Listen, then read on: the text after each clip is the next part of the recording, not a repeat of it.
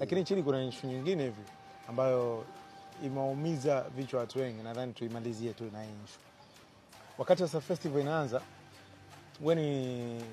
kulikuwepo na sehemu ambayo walienda kutambulisha wasanii ambao watakuwepo kwenye tamasha lao.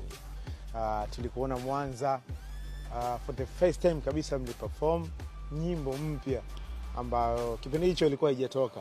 This time imetoka, sijui kama ni kwa ruhusa yako, sijui nyimbo ile link na nini, hivyo utatuambia.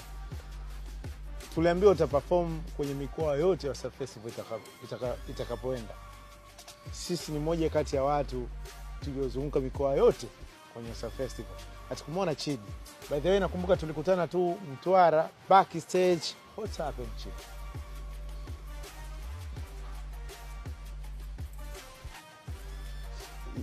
Nani yule pua yule nani Baba Levo sijui watu wamenambia sijui kasema Chidi ni utovu wake wa nidhamu. Nani Diamond ni msanii mkubwa sana. Mimi waimbe wasanii wote nyimbo zao na mimi niwepo kwenye show, mimi napana Dar es Salaam stand up. Yaani wewe unakaa unasubiri na wimbo wako mpya huo. Okay. Sio umeelewa? Nakuelewa Chidi. Hiti yangu hii. Si una masharazi mzee Yusufu wale, hapana, naongea ni reality. Wewe piga nyimbo zako wewe hizo unazosema wewe msanii wako mkubwa huyo, na wewe imba zako huyo, na wewe imba huko, na wewe imba huko. Pandeni ikiwezekana ile Kigoma, jisetini wote hapo. Alafu mshamaliza nyinyi, mimi napanda na Dar es Salaam stand up yangu moja tu. Kwa mmesubiri. Kuna story Chidi wako ngoja. Mmesubiri wewe. Mpaka sasa hizi interviews zinaanza kufanyika, mimi naanza kusema naulizwa maswali. Ndio uje useme utovu wa nidhamu.